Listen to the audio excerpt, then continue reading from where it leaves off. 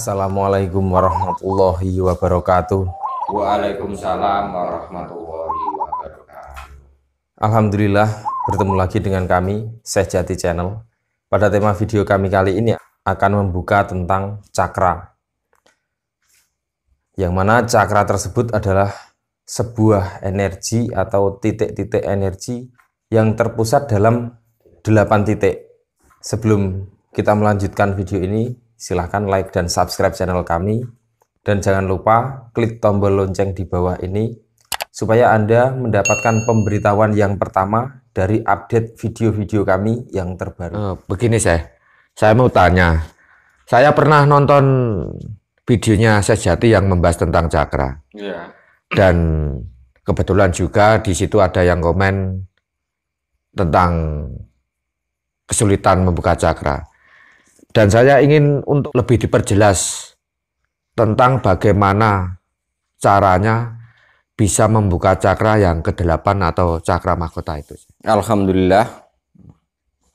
Ya, sedikit kita gali lagi ya tentang cakra. Yang pertama adalah cakra dasar, itu juga yang terpenting dari manusia.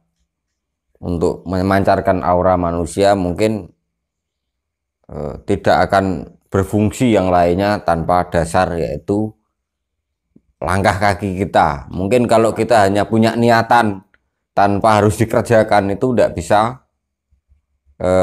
maksimal cakra kita atau aura kita. Di kesucian itu juga penting, cuman kalau kesucian ini adalah lebih ke arah masuk ke dalam jiwa kita. Yang ketiganya keseimbangan. Untuk keseimbangan itu sendiri terdapat di titik pusar, yaitu di tengah-tengah. Itu suatu keseimbangan antara lahir dan batin kita sendiri, di mana notabene sangat jelas ketika si bayi masih berhubungan dengan sang ibunya, yaitu melewati pusarnya itu, yaitu juga sangat penting untuk membuka cakra yang terakhir itu tadi. Itu juga harus dipahami juga. Yang keempatnya adalah letaknya di hati atau cakra hati, atau tengah-tengahnya atau intinya dari pusaran atau aura itu sendiri. Yang kelimanya adalah jantung, atau dalam setiap elemen kehidupan manusia itu memang sangat penting, yaitu apa? Tergantung seseorang itu bisa menahan detak jantungnya itu keras atau tidak. Ketika detak jantung itu tidak bisa dikendorkan, terlalu keras terus dengan suasana apapun, itu juga akan mengganggu, akan terprovokasi lah kita dengan keadaan jantung kita. Apalagi kalau lemah, lebih tidak kuat, tidak bertenaga lagi manusia itu, aura saja redup. Jadi yang keenamnya tenggorokan atau di jakun kita ini adalah salah satunya kehidupan manusia, di mana kehidupan itu akan binasa ketika itu terbelah atau terpotong. Jadi kita sangat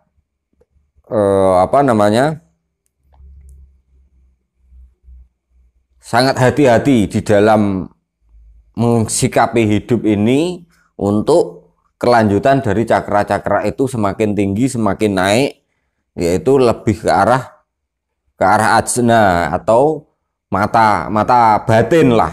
Nah, itu supaya tidak tergiur dengan pandangan-pandangan ketika terbukanya pandangan mata ajna itu, hingga kita akan bisa menyeimbangkan, bisa suci tetap, bisa hati kita tenang, jantung kita tetap tidak terprovokasi dengan semua yang ada. Dan sekarang ini kita akan lanjut ke ranah yang memang kita ingin jelaskan, yaitu cakra pusat atau cakra mahkota.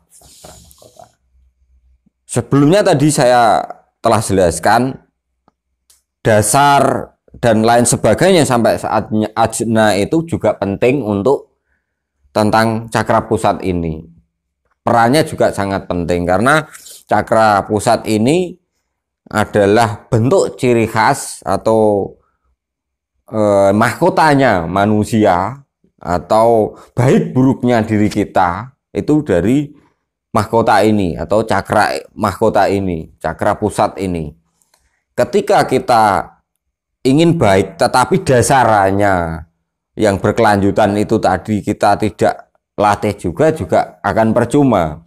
Jadi pada dasarnya kalau dibicarakan kan kita putar ke arah kiri lebih cepat, lebih baik itu kan hanya perkataan. Tetapi sebetulnya yang paling mendasar adalah ke arah ke jalan laku kita. Jadi begini, seumpama cakra yang dasar sampai cakra ajna belum mampu kita kuasai, apakah yang cakra mahkota itu bisa kita kuasai atau bisa terbuka? Sebetulnya cakra itu kan ndak harus kita buka ya.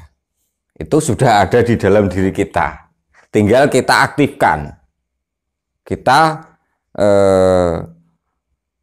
setel kehidupan kita. Itu akan aktif sendiri.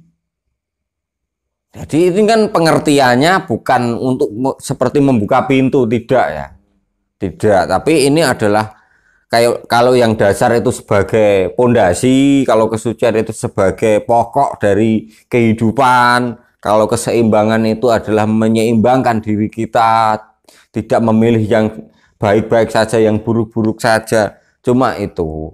Jadi bukan masalah ini tidak bisa kita kuasai, tidak, tetap semua ini bisa kita kuasai, tapi pemahaman untuk membuka itu kesalahan terbesar. Gitu. Jadi ini tidak dibuka seperti pintu, tidak, tapi ini adalah sebuah aura diri kita. Kita harus melakukannya, bukan membuka.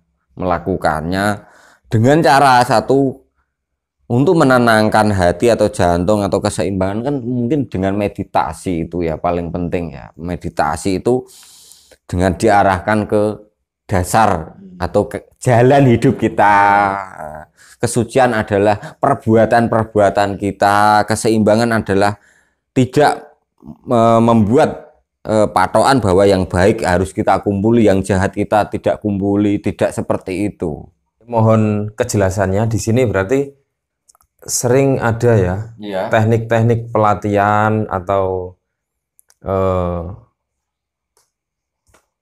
pernafasan yang digunakan untuk membuka cakra-cakra yang ada pada ke-8 titik di tubuh kita. Iya. Tapi ternyata di sini kita harus memahami betul ya. Tidak hanya sekedar pelatihan fisik mungkin seperti teknik membuka cakra dengan pernafasan, tapi ternyata ada dasar yang itu adalah sebuah dasar keyakinan dalam menapaki hidup, kemudian kesucian, keseimbangan dan yang lain. Di sini yang akan saya tanyakan mungkin sama seperti yang ditanyakan sahabat kita tadi. Jadi kemungkinan seperti ini ya. Setelah kita berpikir ya bahwa dengan membuka cakra satu persatu dari paling bawah sampai dari cakra yang 1 sampai ke 7, itu kalau sudah sempurna semua, baru kita mampu menguasai cakra yang ke-8 atau cakra mahkota, dan katanya itu berjalan sendiri secara otomatis setelah semuanya kebuka. Berarti pandangan seperti ini tidak sepenuhnya benar menurut saya jati. Padahal ini adalah pusat cakra, tapi ternyata apa ini memang bisa dibuka atau bisa aktif tanpa pelatihan cakra-cakra yang lain tersebut. Untuk dari segala lini titik cakra itu sendiri ada yang memang diistimewakan Allah Ta'ala atau Tuhan itu Sang Maha Bijaksana, mungkin diberikan kelebihan khusus untuk si orang tertentu. Mungkin cakra mahkotanya yang lebih menonjol. Ataupun cakra ajnanya yang paling bagus. Tetapi semuanya sebetulnya kalau kita mau menelusuri dari dasar kesucian, semuanya itu kita miliki. Kita miliki. Tetapi yang paling kita harus arahkan kepada para sahabat kita untuk lebih memahami tentang cakra, itu kan apakah dengan tidak menguasainya, salah satunya itu tidak terbuka atau tidak? Tetap bisa saja terbuka. Yang namanya Tuhan itu maha menghendaki. Jadi kita tidak lantas berkecil hati kalau cakra mahkota kita tidak terbuka. Mungkin cakra-cakra yang lain di dalam diri kita menonjol. Nah, di situ akan pula membuat kita sendiri yang akan memahami dengan cakra apa yang paling kita kuasai, baru itu berkelanjutan gitu. Jadi bukan terus langsung dari awal pertama dulu, tidak.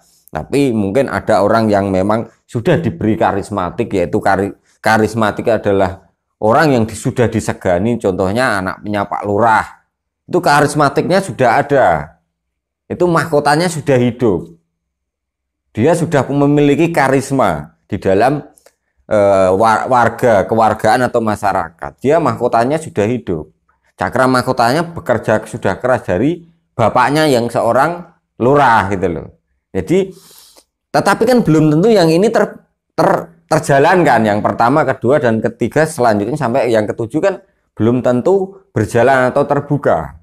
Lah, disitulah letak-letaknya kenapa kita harus pahamkan betul-betul tentang cakra itu.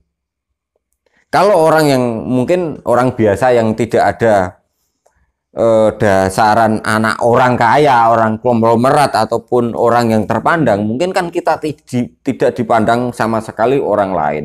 Kita harus menumbuhkan sendiri karismatik itu untuk terbuka, yaitu dengan cara menguasai semua, menguasai cakra itu semuanya gitu. Para sahabat semua, pada dasarnya Allah itu betul-betul maha pemurah, maha pengasih terhadap siapapun yang mungkin kadang tidak kita perkirakan. Seperti sebuah cakra yang diyakini itu bagi mereka para penganut ilmu cakra memang harus setapak-setapak. Tapi ternyata dari seseorang yang sudah memiliki karismatik tersendiri, mungkin yang sudah betul-betul timbul dari dalam, kita tidak tahu itu. Karena cakra mahkota sendiri adalah cakra kemuliaan hidup, cakra yang betul-betul mampu mengangkat derajat kita sebagai manusia. Sedangkan di dalam dunia Islam sendiri, jika Allah itu berkehendak kepada kita untuk mengangkat derajat kita, janganlah kita memperhitungkan lagi amal kita. Karena mungkin pada saat itu kita belum cukup amal. Jadi akhirnya kita menjadi tidak percaya dengan apa yang dianugerahkan Allah kepada kita. Untuk itu, jika pada saat Allah itu mengangkat derajat kita, tetapi kita justru kembali kepada perhitungan akan amal kita, maka saat itu artinya kita turun derajat lagi dan kita tidak yakin terhadap anugerah Allah yang diturunkan kepada kita. Semoga bermanfaat. Allahu a'lam bishawab. Wassalamualaikum warahmatullahi wabarakatuh. Waalaikumsalam warahmatullahi wabarakatuh.